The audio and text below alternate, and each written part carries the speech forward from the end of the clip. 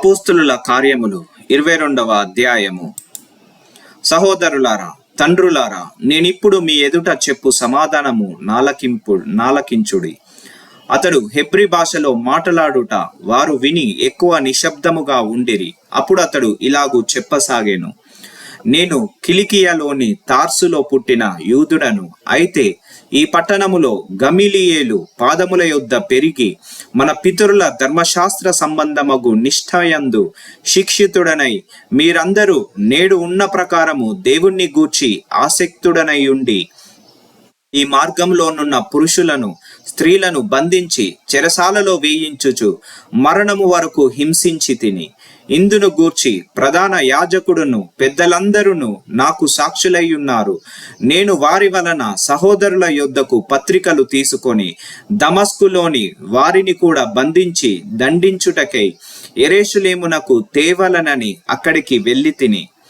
ఇందును గూర్చి ప్రధాన యాజకుడును పెద్దలందరూ నాకు సాక్షులై ఉన్నారు. నేను వారి వలన సహోదరుల యొద్దకు పత్రికలు తీసుకొని దమస్కులోని వారిని కూడా బంధించి దండించుటకై యెరూషలేమునకు తేవలనని అక్కడికి వెళ్ళి తిని. నేను ప్రయాణము చేయుచు దమస్కునకు సమీపించినప్పుడు మధ్యాహ్న కాలమందు ఆకాశము నుండి గొప్ప వెలుగు అకస్మాత్తుగా నా చుట్టూ ప్రకాశించెను. నేను నేల మీద పడి, సౌలా, సౌలా, నీవెందుకు నన్ను హింసించుచున్నావని నాతో ఒక స్వరము పలుకుట వింటిని.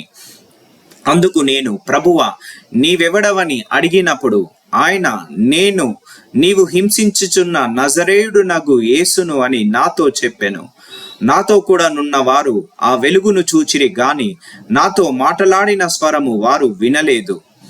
అప్పుడు నేను, ప్రభువా, నేనేమి చేయవలనని అడగగా, ప్రభువు, నీవు లేచి దమస్కులోనికి వెళ్ళుము. అక్కడ నీవు చేయుటకు నియమింపబడి ఉన్నవనియు నీకు చెప్పబడినదని నాతో అనెను. ఆ వెలుగు యొక్క ప్రభావము వలన నేను చూడలేకపోయినందున నాతో కూడా ఉన్నవారు నన్ను నడిపింపగా దమస్కులోనికి వచ్చి తిని. అంతటా ధర్మశాస్త్రము చొప్పున భక్తిపరుడును అక్కడ కాపురమున్న యూదులందరి చేత మంచి పేరు పొందినవాడునైన అననీయ అను ఒకడు నా యొద్దకు వచ్చి నిలిచి, సౌలా, సహోదర, దృష్టి పొందుమని నాతో చెప్పగా ఆ గడియలోనే నేను దృష్టి పొంది అతన్ని చూచి తిని. అప్పుడతడు, మన పితరుల దేవుడు తన చిత్తమును తెలుసుకొనుటకును ఆ నీతిమంతుని చూచుటకును ఆయన నోటి మాట వినుటకును నిన్ను నియమించి ఉన్నాడు. నీవు కన్నవాటిని గూర్చియు విన్నవాటిని గూర్చియు సకల మనుషుల ఎదుట ఆయనకు సాక్ష్యమై యుందువు. గనుక నీవు తడువు చేయుట ఎందుకు? లేచి ఆయన నామమును బట్టి ప్రార్థన చేసి బాప్తిజము పొంది నీ పాపములను కడిగి వేసుకునుమని చెప్పెను.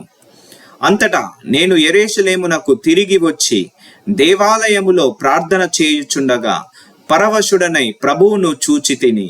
అప్పుడు ఆయన, నీవు త్వరపడి యెరూషలేము విడిచి శీఘ్రముగా వెళ్ళుము. నన్ను గూర్చి నీవిచ్చు సాక్ష్యము వారంగీకరింపరని నాతో చెప్పెను.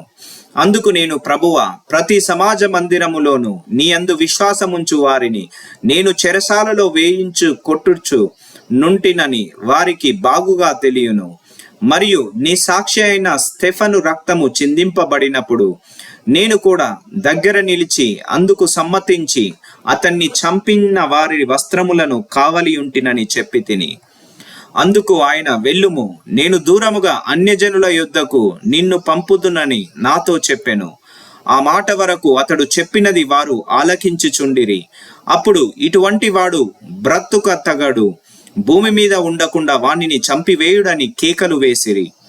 వారు కేకలు వేయుచు తమపై బట్టలు విదుల్చుకొని ఆకాశము తట్టు దుమ్మెత్తిపోయిచుండగా వారతనికి విరోధముగా ఇలాగూ కేకలు వేసిన హేతువేమో తెలుసుకొనుటకై సహస్రాధిపతి కొరడాలతో అతనిని కొట్టి విమర్శింపవలనని చెప్పి కోటలోనికి తీసుకొని పోండని ఆజ్ఞాపించెను.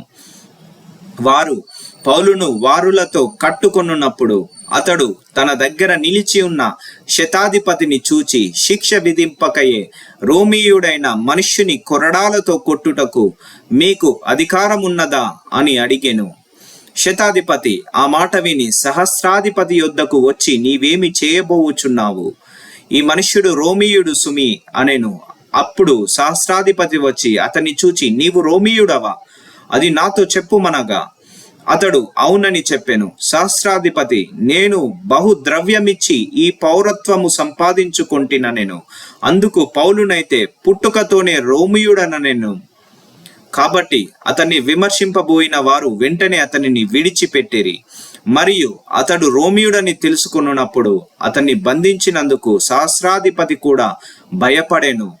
మరునాడు యూదులు అతని మీద మోపిన నేరమేమో తాను నిశ్చయముగా తెలుసుకొన గోరి సహస్రాధిపతి అతన్ని వదిలించి ప్రధాన యాజకులను మహాసభ వారందరూ కూడి రావాలెనని ఆజ్ఞాపించి పౌలును తీసుకొని వచ్చి వారి ఎదుట నిలవబెట్టెను.